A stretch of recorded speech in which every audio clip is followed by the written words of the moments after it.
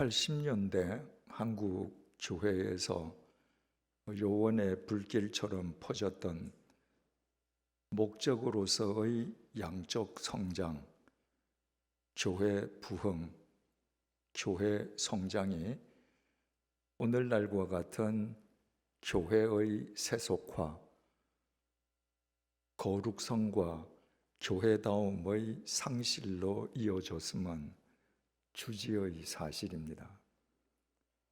교회가 새로워져야 한다는 주장이 제기된 것은 어제 오늘 일이 아닙니다.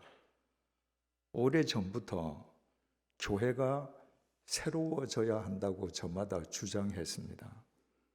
그런데 교회는 한 번도 새로워져 본 적이 없습니다.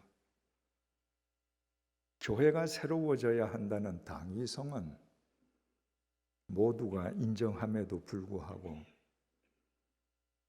현재 자기중심적인 신앙생활의 안일함에 안주해서 교회가 새로워진다는 것이 구체적으로 무엇을 의미하는지 생각해 보지 않거나 아니면 아예 생각해 보려 하지 않았기 때문일 것입니다. 연동교회는 이 아름다운 건물이 아닙니다. 교회는 건물이나 제도가 아니라 주님의 부르심을 받은 사람들의 모임입니다. 연동교회는 지금 이 자리에 앉아 계신 연동교회 교인 여러분들입니다. 여러분들이 하나님의 말씀과는 등지고 세상 사람들과 똑같은 방법으로 돈을 벌고 세상 사람들과 똑같은 방식으로 축제하는 것을 자랑으로 여기고 그것을 복받았다고 여기고 세상 사람들과 똑같은 방식으로 자식을 공부시키고 출세시키려 하고 하나님께 11조하고 헌금하는 것으로 내가 좋은 교인이라고 생각한다면 여러분, 교회가 새로워질 수 있겠습니까? 내가 새로워지지 않고 하나님께 11조하고 감사 헌금하고 주일 예배에 참석해서 내가 바른 신앙생활을 한다고 생각하는 것은 그건 하나님을 돈에 걸신 들린 거지로 생각하는 것입니다. 하나님은 여러분 돈을 필요로 하지 않습니다. 온 세상이 다 하나님 것인데 왜 하나님이 여러분 주머니 돈을 필요로 하시겠습니까? 하나님께서 정말 돈을 필요로 하는 신이라면 베이조스 무슨 스티브 잡스 고인이 됐지만 그런 몇 사람만 하나님께서 구원하시면 여러분이 내는 평생의 헌금보다 더 많은 돈이 되지 않겠습니까? 연동교회가 새로워져야 한다는 것은 여러분들의 교회 밖 일상의 삶이 새로워져야 되는 것을 의미합니다. 올 가을에 각 교단마다 총회가 다 끝났습니다. 각 총회 보고서를 종합한 기사를 보면 한국에 있는 수없이 많은 교단 가운데에 6개 주요 교단, 예장통합, 예장합동, 기독교 장로회, 고신, 감리회, 기독교 성결교 이 6개 교단의 교인만 지난 1년 동안에 40만 명이 줄었습니다. 지난 10년 동안 그 6개 교단의 176만 명의 교인이 감소되었는데 작년 1년 한 해 동안만 40만 명이 줄었습니다. 작년 2, 3월부터 코로나19로 인해서 온라인 예배를 드리지 않았습니까? 많은 분들이 예배당에 나와서 예배 드리지 못했습니다. 예배당에 출석하지 않는 사람이 40만 명이 줄었다는 얘기가 아닙니다. 아예 교회를 떠나버린 사람이 40만 명입니다. 여러분, 10년, 20년 후에 과연 대한민국에 기독교가 존재할까요? 존재한다면 어떤 모양일까요? 약 10년 전에 영국 요크에서 영국 성공회 총회가 열렸습니다. 그 해 영국에 있는 성공회 교인들의 나이를 따지니까 평균 연령이 60세가 넘었습니다. 교인들 연령이 평균 60세가 넘었다는 건 무슨 얘기입니까? 20년 지나면 물리적으로 성공회는 이 지구상에서 없어진다는 말입니다. 그래서 그 총회에서 어떻게 해서든지 성공회 교인 수를 늘리는 것에 최선을 다한다고 총회적으로 결의했지만 지난 근 10년 동안 영국 성공회 교인은 또 더 줄었습니다. 한국 교회는 오래전에 쇠퇴해간 유럽 교회의 전철을 밟고 있습니다. 그러나 정작 교회는 위기감을 느끼지 못합니다. 수많은 사람들이 교회를 떠나가는데 10년 후에, 20년 후에도 교회는 건재하겠지 라고 생각합니다. 교회를 이 지경으로 만든 것, 교회가 이런 위기에 직면하게 한 것, 그것은 전적으로 제 자신을 포함한 이 땅 목사들의 책임입니다. 그렇다고 이 위기에서 교인들은 자유로울 수 있는가? 그런 것도 아닙니다. 목사들이 이 위기의 공범들이라면 교인들은 동조자 내지 방관자들이었습니다. 우리가 어떻게 회개할 것인가? 교회를 이렇게 만든 주님의 몸된 교회를 이렇게 쇠퇴하게 만든 이 잘못을 어떻게 회개할 것인가? 그것은 말로 해서는 안 됩니다. 방법은 한 가지입니다. 교회를 새롭게 하는 것입니다. 그렇다면 교회를 새롭게 한다는 것은 구체적으로 어떻게 한다는 것인가?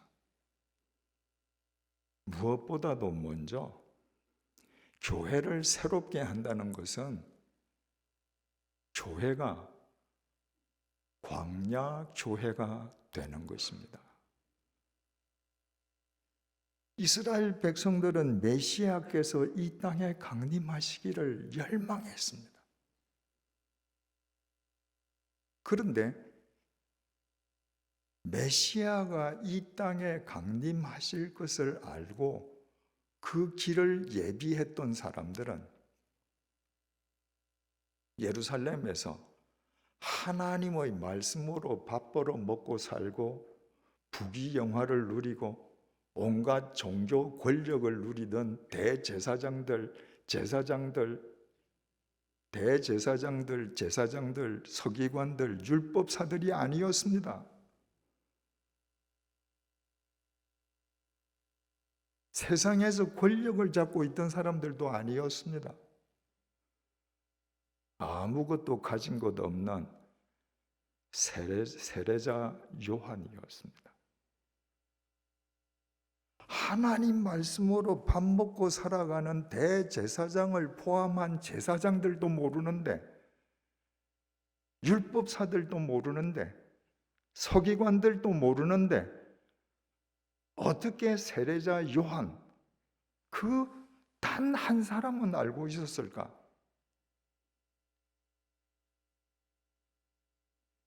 누가복음 3장 1절에서 2절 말씀을 한번 잘 들어보십시오. 디베rio 황제가 통치한 지 15해, 곧 본디오 빌라도가 유대의 총독으로, 헤롯이 갈릴리의 분봉왕으로, 그 동생 빌립이 이두레와 드라고니 지방의 분봉왕으로, 루사니아가 아빌레네의 분봉왕으로, 안나스와 가야바가 대제사장으로 있을 때에 하나님의 말씀이 빈 들에서 사가랴의 아들 요한에게 임한지라. 이 짧은 본문 속에 8명이 등장합니다. 대로마 제국 황제 디베료, 유다 총독 본디오 빌라도, 분봉왕 헤롯 안티파스, 헤롯 빌립, 루사니아, 대제사장 안나스, 가야바, 그리고 세례자 요한입니다. 세례자 요한 한 사람을 제외하면 나머지 7명은 그 시대 혹은 자기가 통치하는 지역의 제1인자들입니다. 그 시대에서, 그 지역에서 그들과 감히 견줄 수 있는 사람들은 아무도 없었습니다. 그들에 비하면 세례자 요한은 거지와 같았습니다. 집도 없었습니다.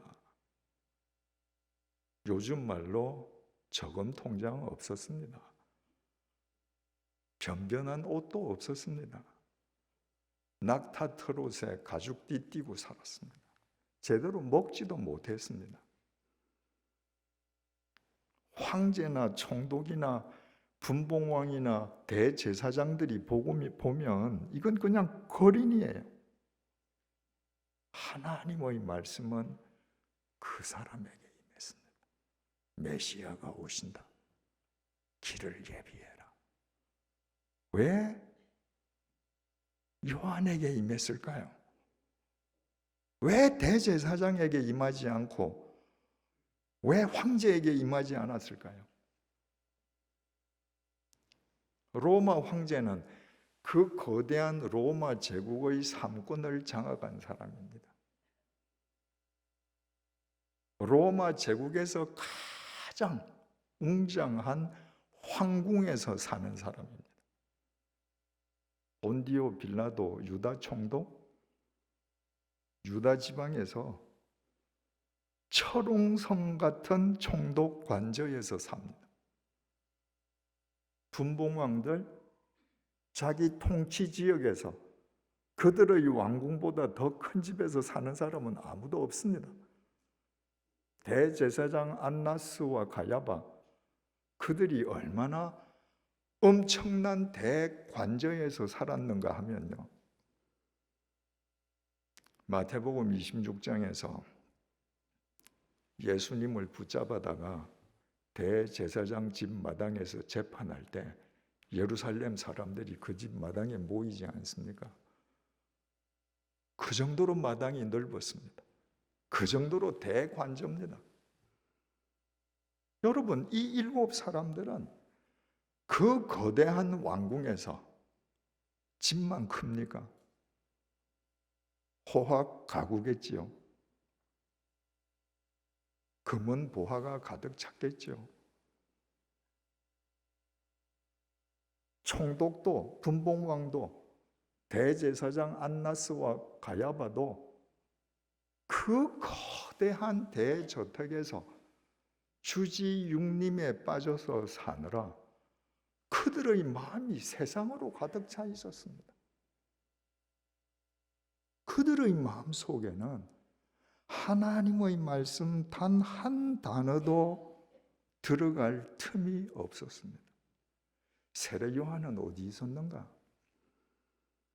빈 들에, 하나님의 말씀이 빈 들에서 사가랴의 아들 요한에게 임한지라. 세례자 요한은 빈 들에서 살았습니다. 아무것도 없이 비어있는 그 들을 자기의 숙소로 삼았습니다. 무슨 말입니까? 세례자 요한의 마음이 비어 있습니다. 그의 마음이 텅 비어 있으니까 그가 빈 들에서 살았습니다. 우리말 빈 들이라고 번역된 헬라어 에레모스는 아무것도 없는 광야를 의미합니다. 여러분 성지순례 하시면서 유대 광야 보셨습니까? 혹시 못 보신 분들은 다음에 성지순례 하시면 한번 가보시기 바랍니다. 광야는 아무것도 없습니다. 그래서 광야는 하나님만 보입니다.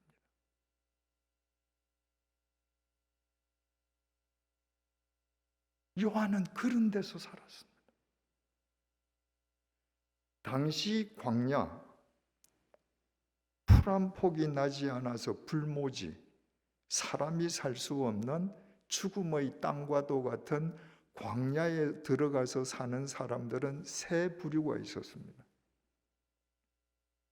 첫째 부류는 도망자들입니다. 큰 범죄를 저지르고 도시에 있으면 잡혀서 죽을 거니까 광야로 숨어서 사는 겁니다. 그럼 얼핏 질문이 생기죠. 아니 그 불모지 땅에서 어떻게 숨어서 사나? 뭐 먹고 사나? 우리나라처럼 습식 문화는 광야에 가서 숨어서 못 삽니다. 유대인들은 건식 문화입니다. 우리처럼 쌀을 물에 넣어서 끓이고 된장국 끓이고 이러고 밥 먹지 않거든요. 그들은 마른 빵 먹습니다. 근데 그들이 굽는 빵은요, 우리가 베이커리에 가서 구할 수 있는 손바닥만한 빵이 아니라 큰 빵 덩어리입니다. 그거 뜯어 먹는 거예요. 그러니까 이런 큰 빵 덩어리 몇 덩어리 짊어매고 가죽 부대에 물 한 부대 들고 광야 동굴에 가서 숨으면 꽤 오랫동안 숨어 살 수 있는 겁니다. 광야에 찾아 들어가서 살던 두 번째 부류는 강도들입니다. 어쩔 수 없이 광야를 지나가는 행인들을 등쳐먹는 사람들입니다. 누가복음 10장 선한 사마리아 사람 비유에 나오는 내용을 보면 어떤 사람이 예루살렘에서 여리고로 내려가다가 강도를 만났는데 하지 않습니까? 예루살렘에서 여리고로 내려가는 중간에 유대 광야가 있습니다. 그 광야에서 강도를 맞은 겁니다. 바로 그런 행인들을 등쳐먹는 강도들이 광야에 모여 있었습니다. 세 번째 부류는요, 하나님과 하나님과 동행하기를 원하는 사람들이었습니다. 예루살렘에는 보이는 게 많습니다. 집들이 많습니다. 하나님이 보이지 않습니다. 광야는 아무것도 없기에 보지 않으려고 해도 하나님이 보이는 곳입니다. 제가 유대 광야를 한번 가보고요. 제가 유대 광야 갔을 때가 40대였는데 내가 나이 들기 전까지 만약에 나한테 시간이 있어서 한 달 동안 내가 텐트를 치고 내가 살 수 있는 그런 시간적인 여유가 있다면 내 꼭 유대 광야에 와서 텐트 치고 한번 살아야지. 40대 때는 그럴 기회가 올 줄 알았습니다. 근데 70이 넘도록 그런 기회가 안 왔습니다. 정말 부러운 곳입니다. 세례 요한은 그곳을 찾아간 사람입니다. 바울이 뭐라 그랬죠? 고린도후서 4장 18절입니다. 우리가 주목하는 것은 보이는 것이 아니요 보이지 않는 것이니 보이는 것은 잠깐이요 보이지 않는 것은 영원함이니라. 여러분들 댁에 계시는 것보다 예배당에 오면 좀 더 거룩하게 느껴지시죠?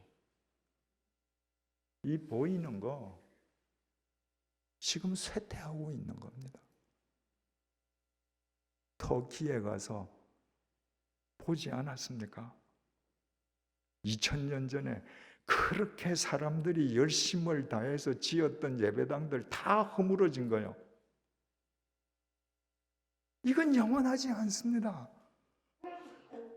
그리스도인들은 보이는 것 너머를 보는 사람들입니다. 그것이 영원한 것이니까 광야에 가면 그 영원한 하나님만 보이는 것입니다.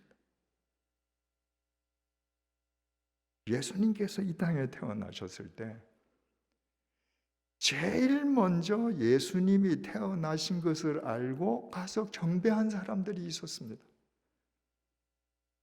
광야에서 양을 치던 목자들이었습니다. 그 목자들은 광야에서 양을 치다가 밤이 되면 모닥불을 피워놓고 하늘을 우러러 보던 사람들입니다. 그때 하늘에서 천사가 내려와서 얘기했습니다. 구주가 나셨다고. 가서 경배하라고. 예루살렘 대제사장들, 율법사들 예수가 태어난 줄도 몰랐습니다. 광야의 목자들이 먼저 알고 가서 경배했습니다. 예수님에게 제일 먼저 이분이 왕이시라고 예물을 바쳤던 사람들이 있습니다. 누굽니까? 동방박사들입니다. 무슨 박사? 천문학자들입니다. 별을 관측하는 사람들. 여러분, 오늘날에도 별을 관측하는 관측소는 도시 속에 있지 않지 않습니까? 저 외딴 산 속에 있습니다. 옛날도 마찬가지였습니다. 지금 대도시에 비하면 옛날 도시들은 도시라고 할 수도 없지만 그러나 옛날 도시도 도시거든요. 밤이 되면 집집마다 창문으로 다 불빛이 새어 나옵니다. 그런 데서는 하늘 별이 제대로 관측이 안 됩니다. 그래서 옛날 천문학자들도 다 광야로 나갔습니다. 광야 구름에서 사방이 깜깜한데 하늘만 쳐다보던 사람들입니다. 그들이 메시아가 태어났다는 것을 알고 그 먼 곳에서부터 예물을 들고 와서 메시아에게 첫 번째 예물을 바친 사람들이 되었습니다. 보십시오. 메시아가 태어나실 것을 알고 그 길을 예비한 사람도, 메시아가 태어나신 것을 알고 제일 먼저 찾아가서 경배한 사람도, 메시아가 태어나신 것을 알고 제일 먼저 찾아가서 예물을 바쳤던 사람들도 다 광야의 사람들입니다. 광야의 사람들이었기에 하나님과 늘 대면하고 있었던 것입니다. 사도행전 7장은 그 유명한 스데반 집사의 설교 내용입니다. 그 스데반이 모세에 대해서 설교하면서 이렇게 증언합니다.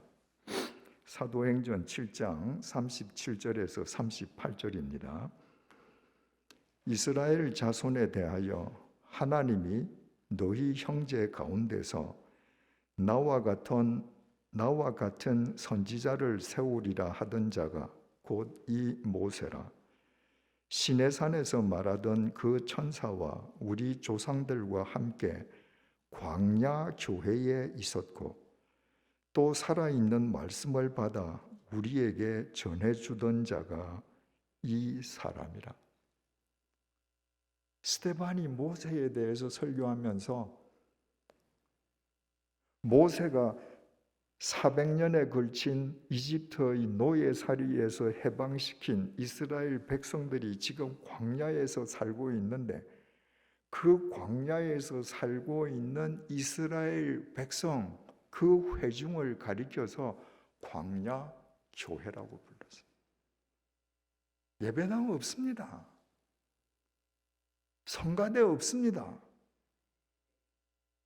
그런데 광야 교회라 불렀습니다. 교회는 사람이니까요. 그런데 그 교회를 광야 교회라 그랬습니다. 그 이스라엘 백성들이 광야에서 스스로 광야 교회였기에 그들은 하나님의 불기둥, 하나님의 구름 기둥의 인도하심을 따라서 살았습니다.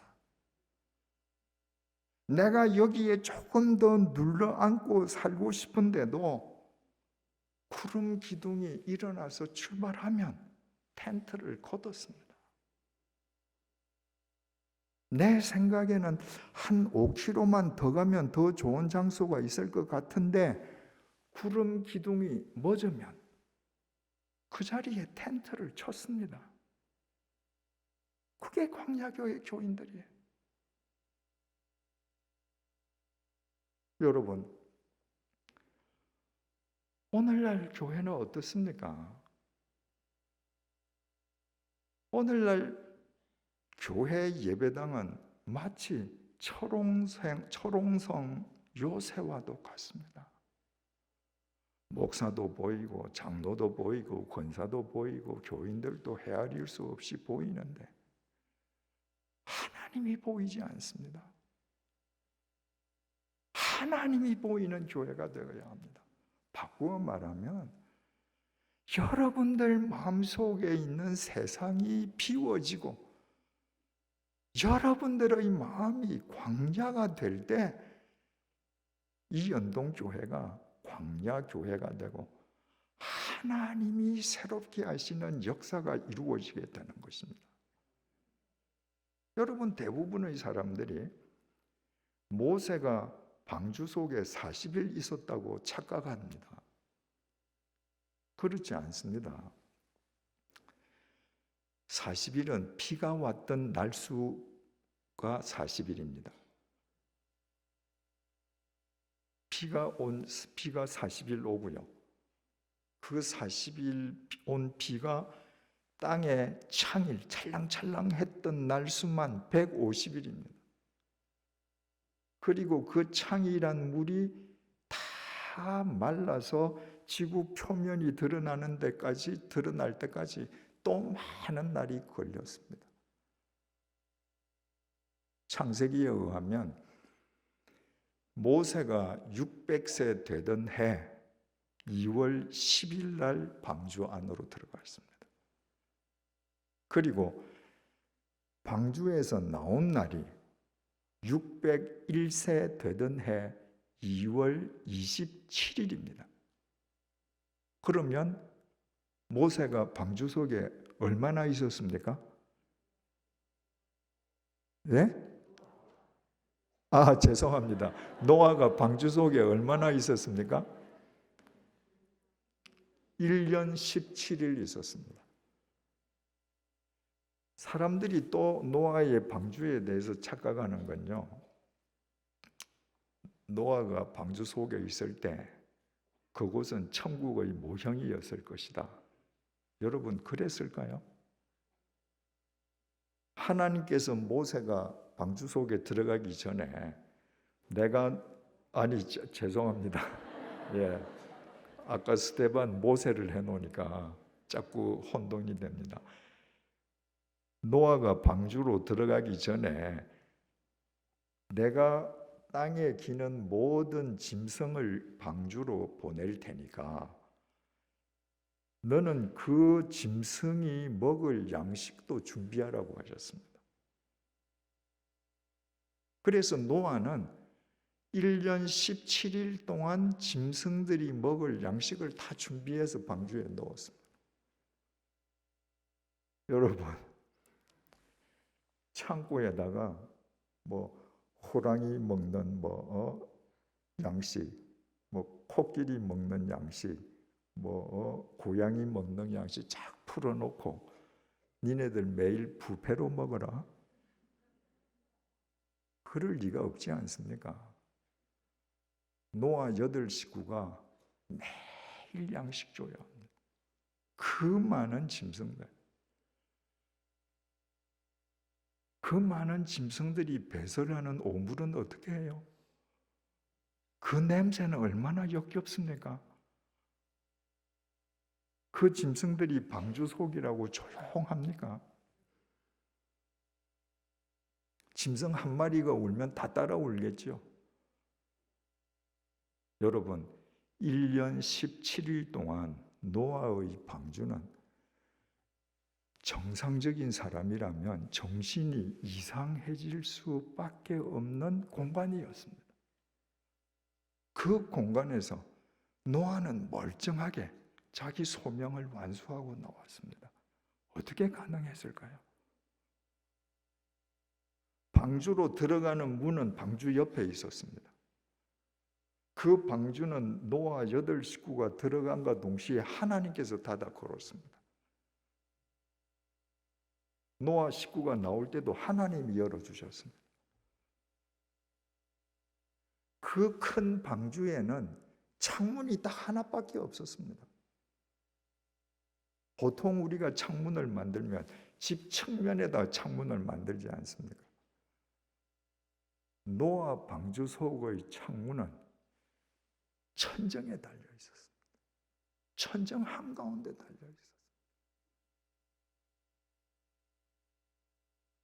그 창문은 세상을 보는 창문이 아닙니다. 하나님과 대면하는 창문입니다. 내가 왜 오늘도 이 짐승들 밥 줘야 해? 왜 이 짐승들 오물 치워야 되지? 왜 이 짐승들 울음소리를 내가 듣고 이 밤도 내가 지새야 되지? 저분이 시켰었으니까. 저분의 명령이니까.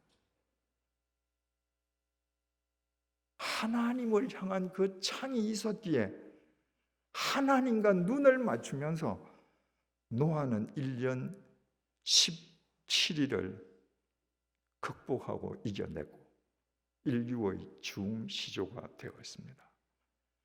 노아가 그 방주 속에서 매일매일 하나님을 향해 하나님과 눈는 시선을 마주치는 창을 만들어 두고 있었다는 그런 의미에서 노아의 방주도 광야 방주였습니다.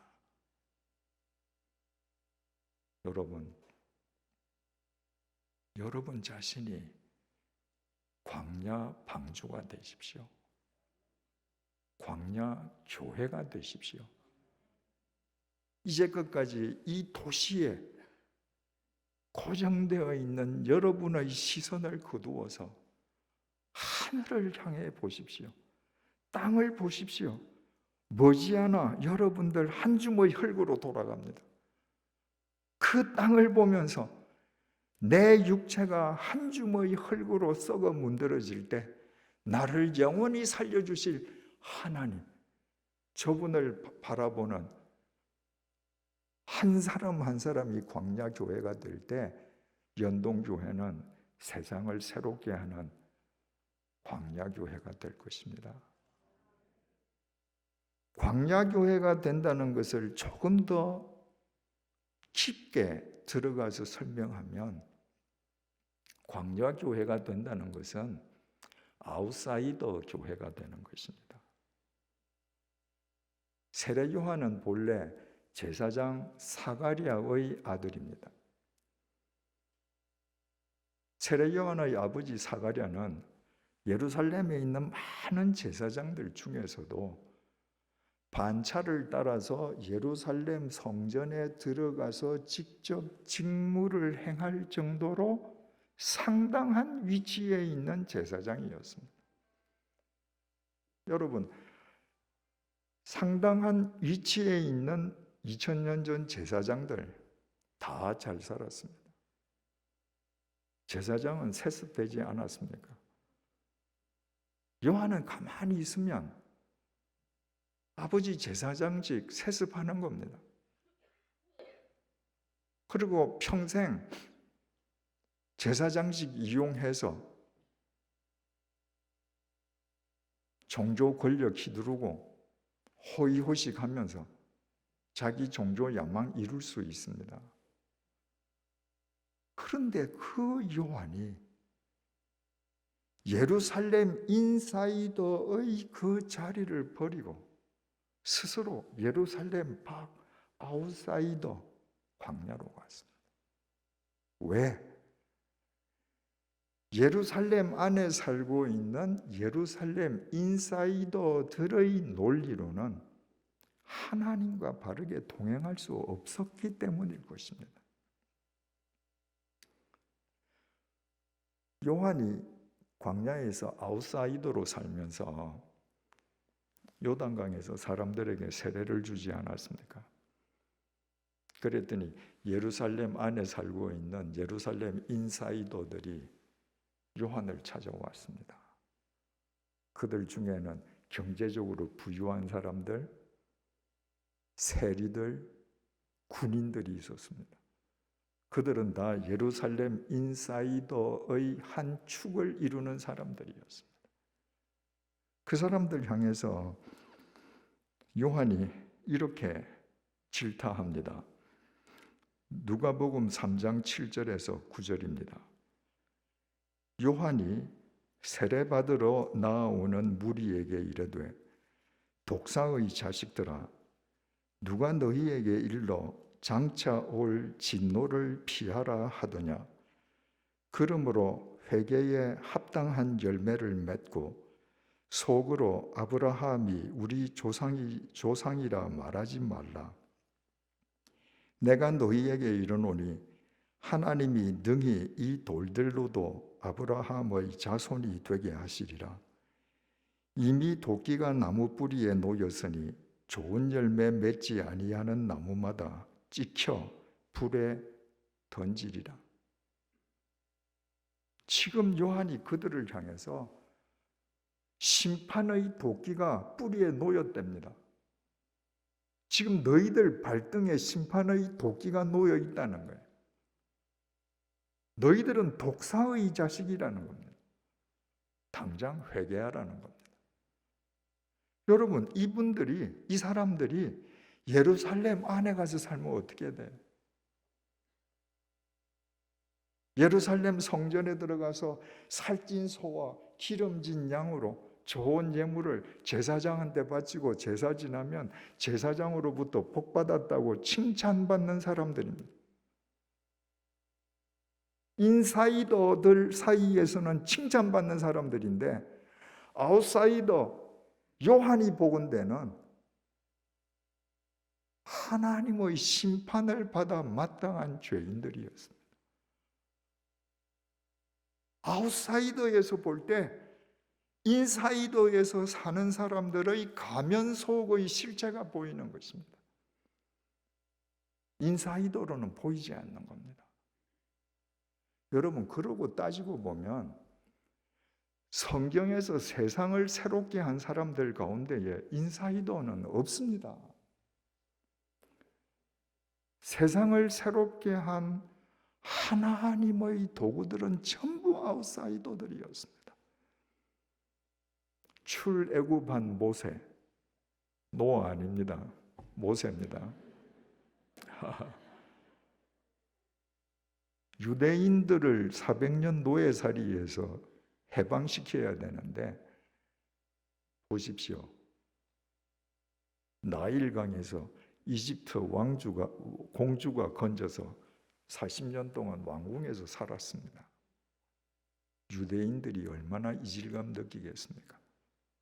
거기다가 40년 동안 미디안 광야에서 80 노인이 되기까지 양치기 했습니다. 유대인 공동체로 보면 철저하게 아웃사이더였습니다. 그 아웃사이더가 출애굽을 이루었습니다. 이스라엘 역사의 지평을 새롭게 한 다윗은 어떻습니까? 예루살렘 권세 있는 집안의 아들이 아닙니다. 저 변두리 베들레헴 양치기 목자 출신입니다. 골리앗을 무너뜨려서 구국의 영웅이 되지 않았습니까? 그러나 그를 시기한 사울 왕의 칼날을 피해서 10년 동안 광야에서 동가씩 서가숙했습니다. 철저한 아웃사이더였습니다.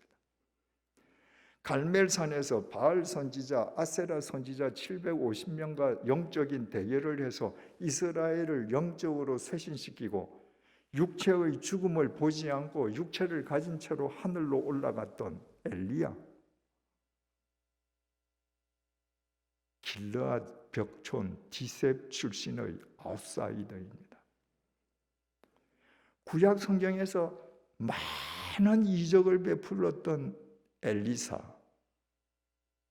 그 역시 요단 계곡 농부 출신 아웃사이더입니다.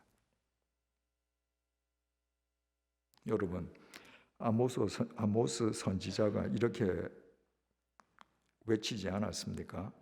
오직 정의를 물같이 공의를 마르지 않는 강같이 흐르게 할지어다. 공의를 물같이,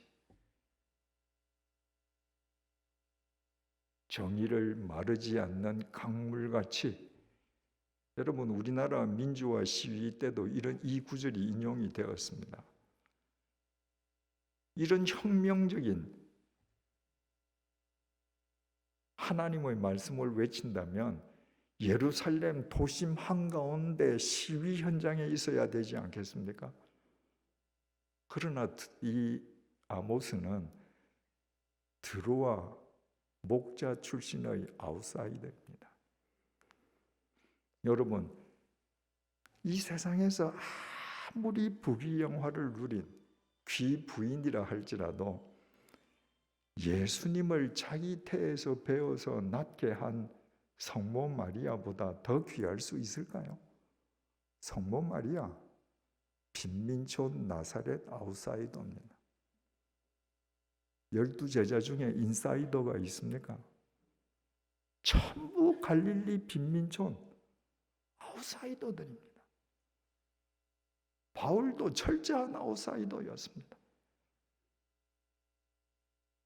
바울이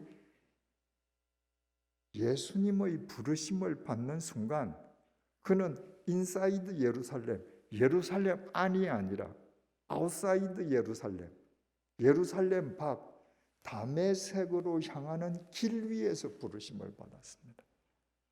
여러분, 우리는 뭐 길이라고 그러니까 오늘날과 같은 잘 포장된 길을 참 연상하기가 쉽지 않습니까? 그런데 예루살렘에서 다메섹 이르는 230km 길, 그 광야입니다. 광야.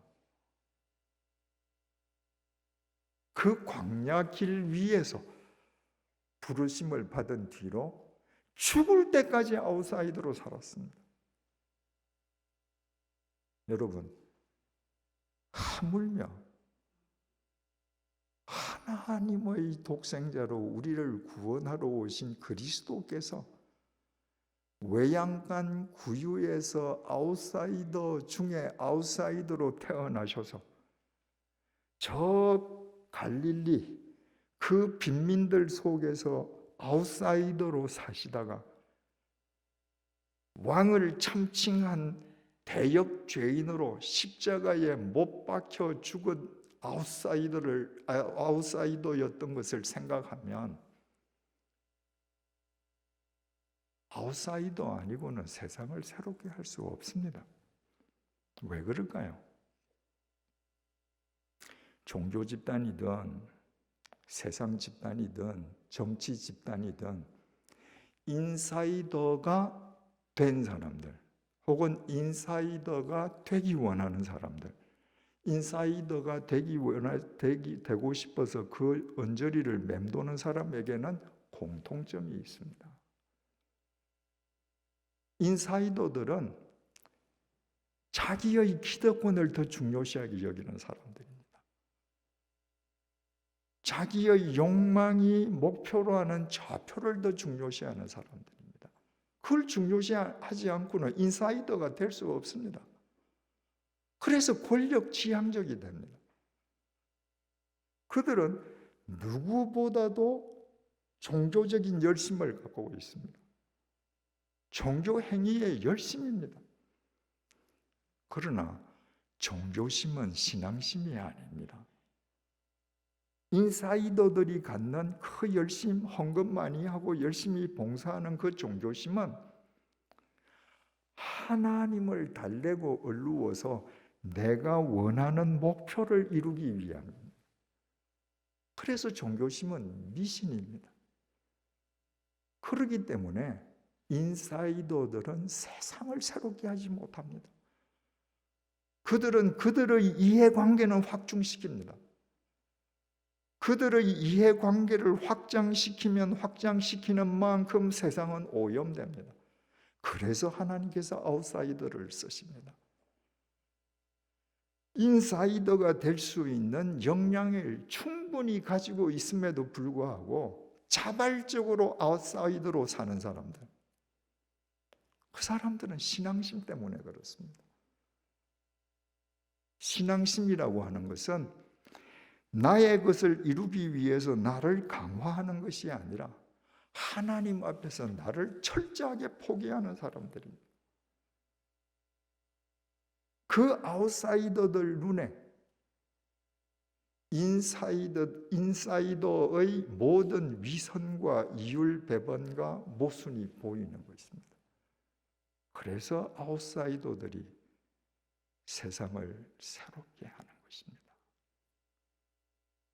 여러분, 지금까지 여러분들이 그리스도인이 되면서 인사이더들이 되기 위해서 애쓰셨습니까?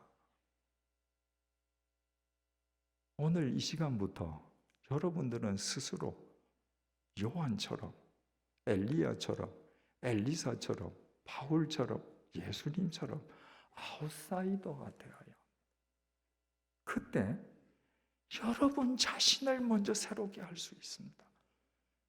여러분 자신을 먼저 새롭게 할 때 세상을 새롭게 하는 주님의 오른팔 왼팔이 되는 것입니다. 광야 교회가 되고 아웃사이더 교회가 되고 아웃사이더 교회가 된다는 것은 조금 더 깊이 설명하면 그림자 없는 교회가 되는 것입니다. 예수님의 동생 야고보 선지자는 2000년 전 초대교회 지도자였습니다. 그 야고보 선지자가 오늘 본문 야고보서 1장 12절 18절을 통해서 하나님이 어떤 분이신지, 하나님이 왜 우리를 당신의 자녀로 구원해 주셨는지 명쾌하게 설명해 줍니다. 본문 12절을 한번 보실까요? 시험을 참는 자는 복이 있나니. 여러분, 여기에서 시험이라고 하는 이 단어가요, 헬라어 동사로 페이라조라고 그러고 명사로는 페이라스모스라고 그럽니다. 그런데 영어 성경, 프랑스어 성경, 독일어 성경은요, 이 단어를 상황에 따라서 각각 다른 단어로 번역을 합니다. 근데 우리 성경은 이 페이라조라는 이 단어를 일률적으로 시험이라고만 번역을 해서 성경의 원뜻을 혼동하게 만듭니다. 지금 시험하다라고 하는 이 헬라어 동사 페이라조, 또 명사 페이라스모스는 그 주체가 누구냐에 따라서 뜻이 달라집니다. 페이라조의 주체가 하나님이 되시면 훈련하다는 뜻입니다. 하나님께서 인간을 페이라조 하실 때는 언제든지 인간을 훈련하시는 겁니다. 하나님은 인간을 훈련해서 강인한 당신의 자녀로 이 세상에 견고하게 세워주시기를 원하시기 때문입니다. 그런데 이 동사의 주체가 사탄이 되면 페이라조는 유혹한다가 됩니다. 사탄은 언제나 우리를 유혹해서 쓰러뜨리기 원하기 때문이에요. 자, 12절 처음에 나오는 시험을 참는 자는 복이 있나니, 이 시험은 하나님이 우리를 훈련하시는 것입니다. 하나님의 훈련을 참는 자는 복이 있나니, 왜 복이 있는가? 이는 시련을 견디어 낸 자가 주께서 자기를 사랑하는 자들에게 약속하신 생명의 면류관을 얻을 것이기 때문이다. 왜 하나님의 훈련을 거친 사람이 하나님께서 약속하신 생명의 면류관을 얻을 수 있는가? 하나님의 훈련을 거친 사람만 어떤 상황 속에서도 하나님과 동행할 수 있기 때문입니다. 13절입니다. 사람이 시험을 받을 때에, 여기에 시험은 유혹입니다. 주체가 사탄입니다. 사람이 유혹을 받을 때에 내가 하나님께 시험, 유혹을 받는다 하지 말지니, 내가 사탄의 유혹을 받으면서도 사람들은 하나님께서 왜 나를 이렇게 유혹의 자리로 인도하시지? 그런 말 하지 마라. 왜? 하나님은 악에게 유혹을 받지도 아니하시고 친히 아무도 유혹하시지 않기 때문이다. 사탄의 유혹이 아무리 강해도 하나님을 유혹할 수 없습니다. 하나님은 어떤 경우에도 인간을 유혹하시지 않습니다. 그러므로 유혹을 받아놓고 하나님께서 왜 이렇게 하시나 그런 소리 하지 말라, 그 말입니다. 14절, 오직 각 사람이 유혹을 받는 것은 자기 욕심에 끌려 미혹됨이니.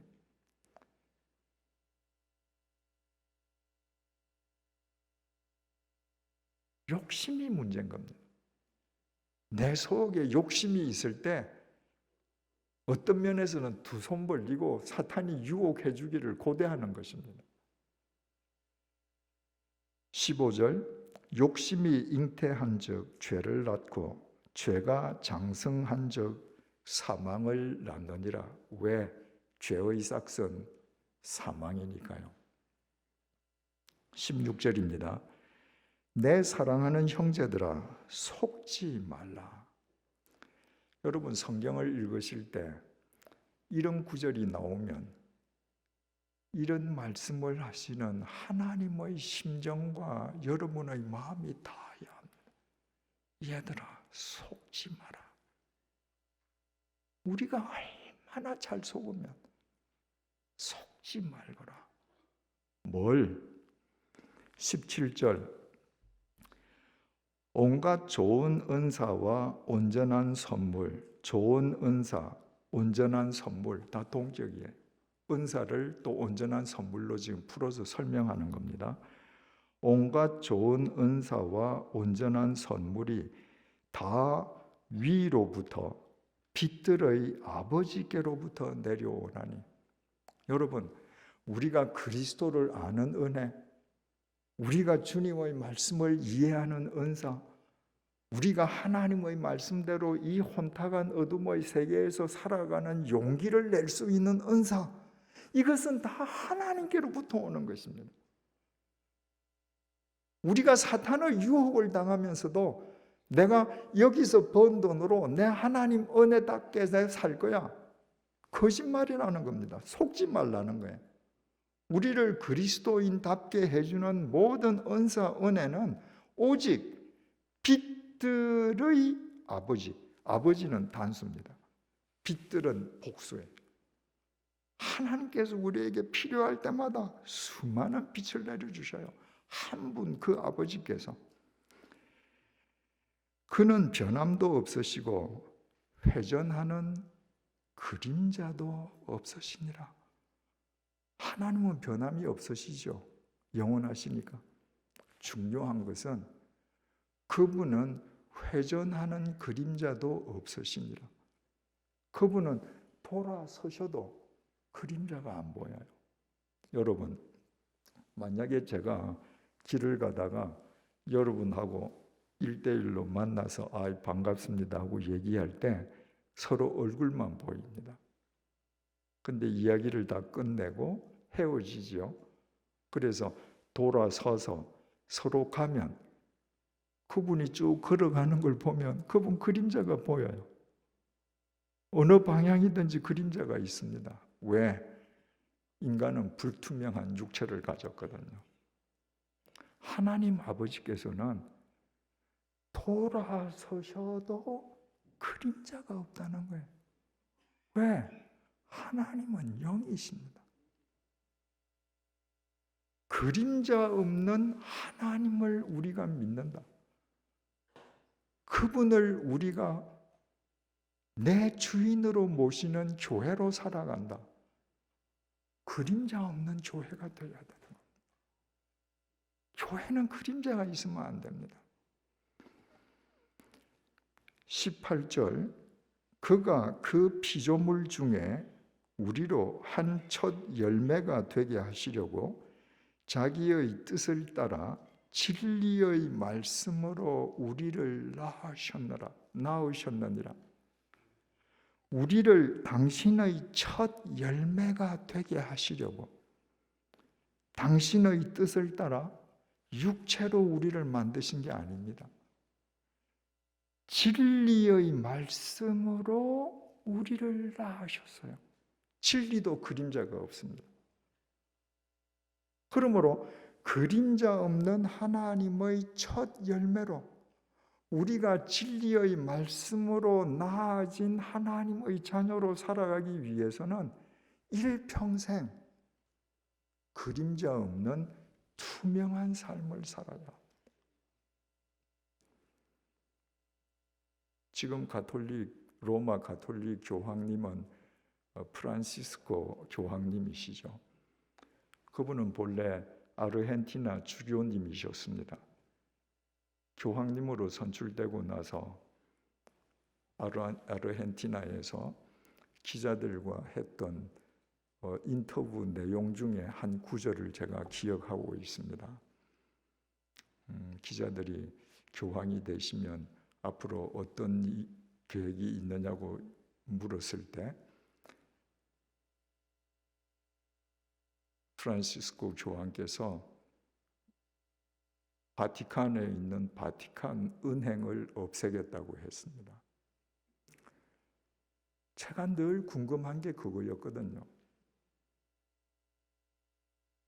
바티칸 은행은 온갖 금은 돈, 비자금이 거기 다 모여 있어서 세계 금융 질서를 교란시키는 한 은행으로 문제시 되던 은행인데, 교회가 그런 은행을 가지고 과연 투명한 그림자 없는 교회가 되겠는가? 근데 그분이 그런 이야기를 하셔서 깜짝 놀랐습니다. 이제 정말 가톨릭이 그림자 없는 교회가 되려나? 여러 가지 사정이 있으셨겠죠. 아직도 없애지 못했습니다. 그러나 바티칸 은행 감사를 시작해서 여러 사람이 지금 수갑 차고 들어갔습니다. 그러나 로마 가톨릭 교회가 정말 그림자 없는 투명한 교회가 되려고 하면 언젠가는 그 은행 없애야 될 겁니다. 교회가 돈을 굴리는 은행을 가지고 그림자가 생길 수밖에 없죠. 여러분, 그리스도인의 삶은 투명한 쇼윈도우여야 합니다. 예수님께서 그러시지 않았습니까? 세례 요한의 제자들에게 와 봐라. 내가 어떻게 사는지 와서 봐라. 다 보여줄 수 있어야 합니다. 그래야지 투명하게 그림자 없는 교회가 됩니다. 여러분, 교회는 가릴 것이 없어야 합니다. 교회가 교인들에게 재정 원장을 공개할 수 있다면, 단돈 1원도 어떻게 사용되는지 하나님께 교인들이 바친 헌금이니까 교인들에게 밝히는 건 당연한 의무 아니겠습니까? 하지 않았습니다.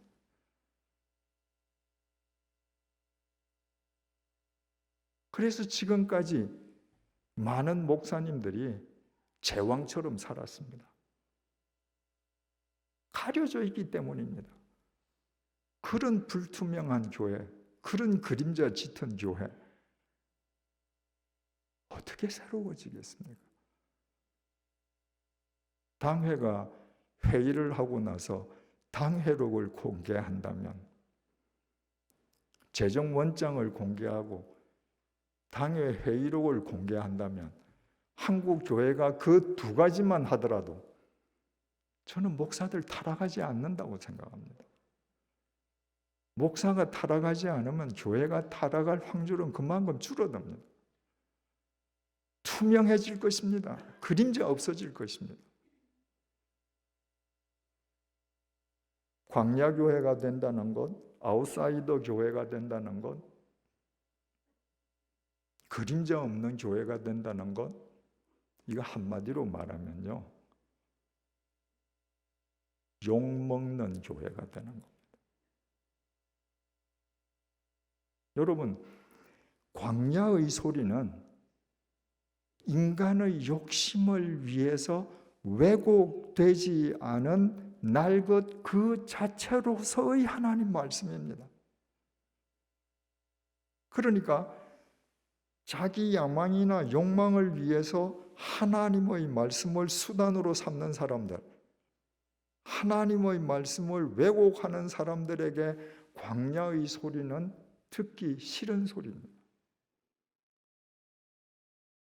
아웃사이더의 소리는 인사이더의 가면 속에 있는 실체를 백일하에 드러내는 소리입니다. 인사이더가 듣기 싫은 거죠. 그림자 없는 소리는 불투명하게 살면서 짙은 그림자를 만들어가면서 살고 있는 사람의 그 음흉한 속마음을 드러내는 소리입니다. 듣고 싶어 하겠습니까? 그러니까 욕먹지 않고서는 광야의 교회도, 아웃사이더 교회도, 그림자 없는 교회도 불가능합니다. 한국교회에서 많이 인용되는 사도행전 초대교회의 특징을 증언하는 내용입니다. 사도행전 2장 43절에서 47절입니다. 사람마다 두려워하는데 사도들로 말미암아 기사와 표적이 많이 나타나니 믿는 사람이 다 함께 있어 모든 물건을 서로 통용하고 또 재산과 소유를 팔아 각 사람의 필요를 따라 나누어 주며 날마다 마음을 같이하여 성전에 모이기를 힘쓰고 집에서 떡을 떼며 기쁨과 순전한 마음으로 음식을 먹고 하나님을 찬미하며 또 온 백성에게 칭송을 받으니 주께서 구원받는 사람을 날마다 더하게 하시니라. 초대교회는 누구도 자기 재산을 자기 것이라 하지 않고 다 내어놓았습니다. 유무상통했습니다. 날마다 성전에 모이기를 힘썼습니다. 그리고 백성에게 칭송을 받았습니다. 이 백성은 두말할 것도 없이 유대인들입니다. 그래서 이 구절로 이야기하면서 다 우리도 초대교회처럼 칭송받는 교회가 되자고 합니다. 그런데 이 이후는 아무도 이야기하지 않습니다. 초대교회 교인들이 이렇게 성전에 모이기를 힘쓰면서 백성들로 유대인들로부터 칭송받던 삶은 이것이 끝이었습니다. 사도행전 3장으로 넘어가면요, 베드로가 성전 미문 앞에 앉아 있던 선천성 하반신 마비자를 예수 그리스도의 이름으로 이렇게 세우지 않습니까? 그 모습을 보고 많은 유대인들이 베드로에게 모여듭니다. 그때 베드로가 이렇게 설교합니다. 너희들이 못 박아 죽인 예수 있잖아. 너희들이 못 박아 죽인 그 예수를 하나님이 그리스도로 다시 살리셨어. 여러분, 그 이야기를 들은 유대교 인사이더들이 편하겠습니까? 자기들이 국사범으로 죽였는데 자기네들이 죽인 국사범이 메시아다? 용납할 수 없는 거죠. 성전에서 못 모이게 했습니다. 박해하기 시작했습니다.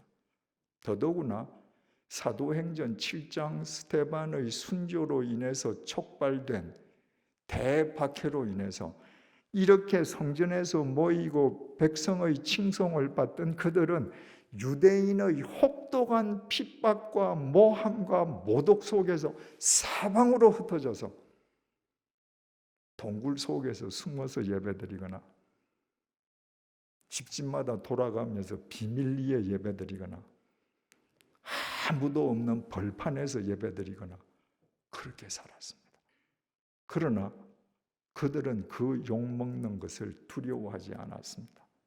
감수했습니다. 그래서 세상을 새롭게 했습니다.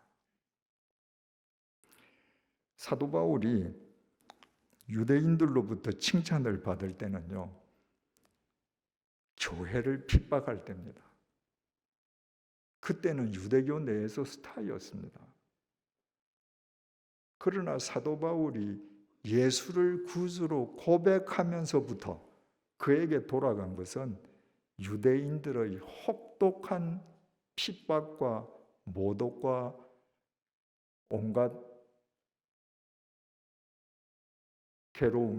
괴롭힘이었습니다. 벨릭스 총독 때에 대제사장 아나니아가 총독 관저가 있는 가이사라까지 찾아가서 바울을 총독한테 고발을 하는데 자기가 직접 하지 않고 변호사 더둘로를 데리고 가서 변호사로 하여금 바울을 고발하게 합니다. 그 내용이 사도행전 24장 5절에서 9절에 기록되어 있습니다. 24장 5절입니다. 우리가 보니 이 사람은 전염병 같은 자라. 우리가 보니 바울이라는 이 작자 자체가 전염병이다. 이건 반드시 박멸해야 된다. 천하에 흩어진 유대인을 다 소요하게 하는 자다. 여기에 소요하게 하다는 이 헬라어 동사는 정치적으로 반발하게 한다는 겁니다. 이 바울이라는 사람이 가면 전부 다 사람들을 로마 제국에 반발하게 만든다. 나사렛 이단의 우두머리다. 어느 시대 어디에서나 이단 하면 이건 색안경을 끼고 보는 거 아니에요. 이건 나사렛 이단 중에서 괴수다.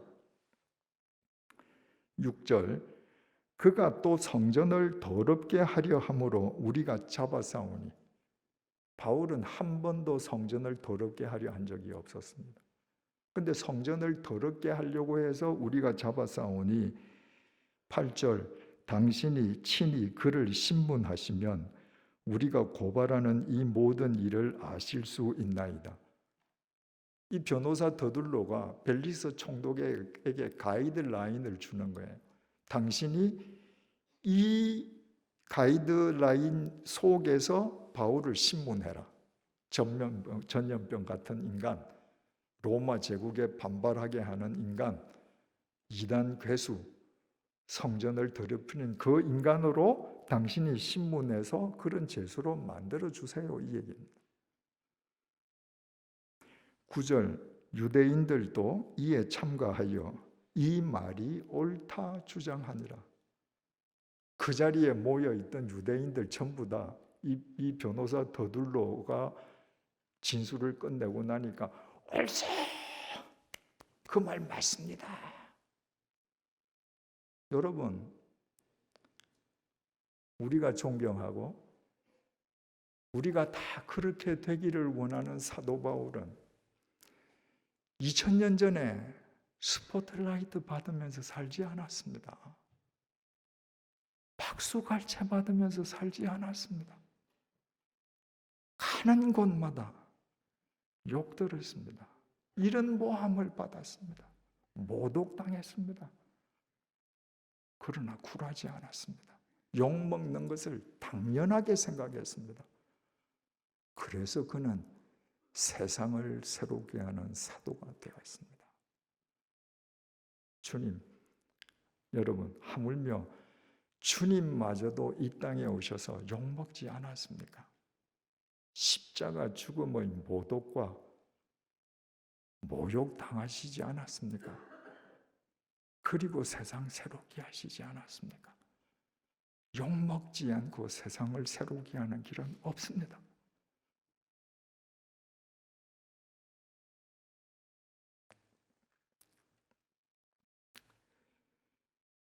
연동교회는 올해로 창립 127주년 맞았습니다.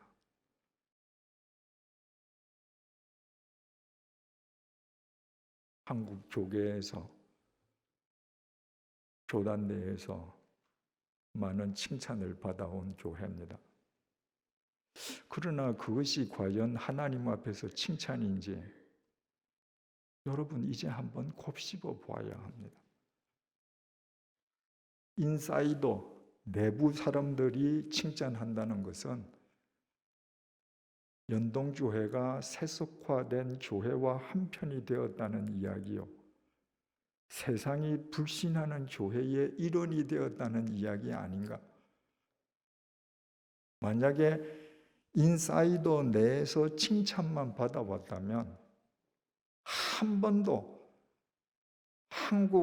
대한민국 교회를 새롭게 하려고 광야교회, 아웃사이더 교회, 그림자 없는 교회가 되려고 시도해 본 적이 없는 것은 아닌가?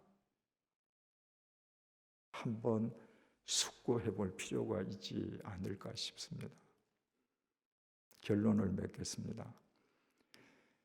16세기 일본에서 100년 동안 춘추 전국시대가 있었습니다. 수많은 사람들이 죽었습니다. 그 100년에 걸친 춘추 전국시대를 끝을 내고 오늘과 같은 통일 일본의 새로운 시대의 막을 올린 사람이 여러분들도 잘 아시는 오다 노부나가라는 사람입니다. 그가 18살 때에 아버지가 죽었습니다. 그리고 아버지로부터 성을 물려받았습니다. 장례식장입니다. 아버지의 가신들이 다 장례식장에서 엄숙하게 서 있습니다. 18살 된 오다 노부나가가 장례식장을 뚜벅뚜벅 걸어 들어가서 제일 앞에 빈소 앞에 서서 그 빈소 앞에 있는 향을 들어서 아버지 빈소를 향해 던졌습니다. 사람들은 다 무례하다고 깜짝 놀랐습니다. 그러나 오다 노부나가는 지난 시대까지의 발상, 사고방식, 관습, 질서를 나는 더 이상 따르지 않겠다는 자기 나름대로의 작별의식이었습니다. 그래서 그는 철저하게 지연, 혈연에 얽혀있던 구시대의 질서를 철폐하고 능력만 있으면 어떤 출신이든 인재를 등용했습니다. 천하의 인재들이 모여들었겠죠. 그래서 통일 일본의 새 시대에 막을 올렸습니다. 만약 오다 노부나가가 구시대의 발상, 사고방식, 관습, 질서를 그대로 고수하려고 했던들 새 시대의 막을 올리는 선두주자가 되지는 못했을 것입니다. 삼성그룹은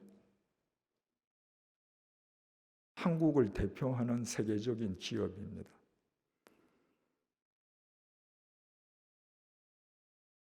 창업주 이병철 회장의 삼성그룹과 그 아들 2대 총수 이건희 회장의 삼성그룹 사이에는 형격한 차이가 있습니다.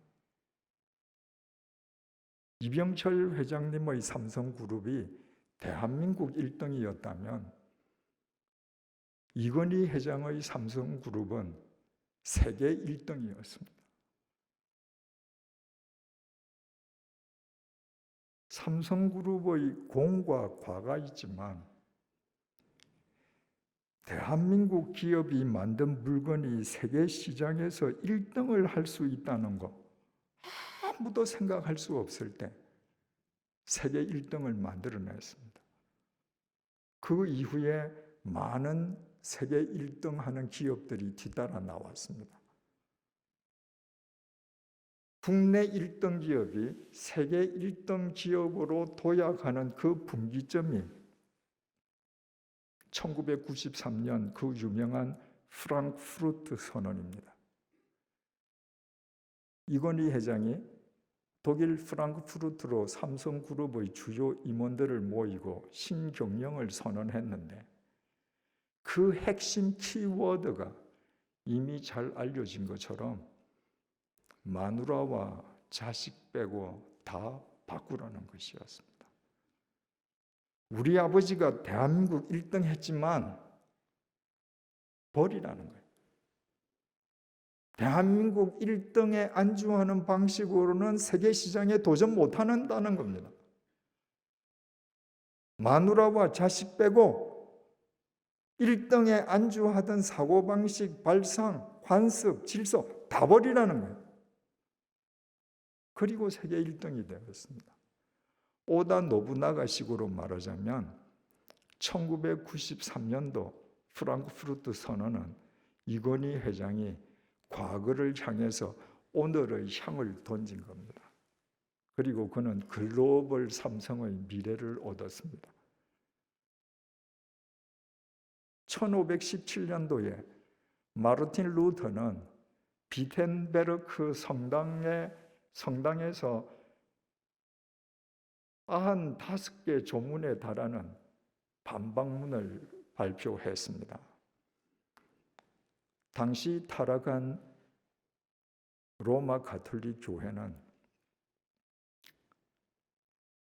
성경에서도 벗어나고 교회를 왜곡시키고 세상을 짓밟았습니다.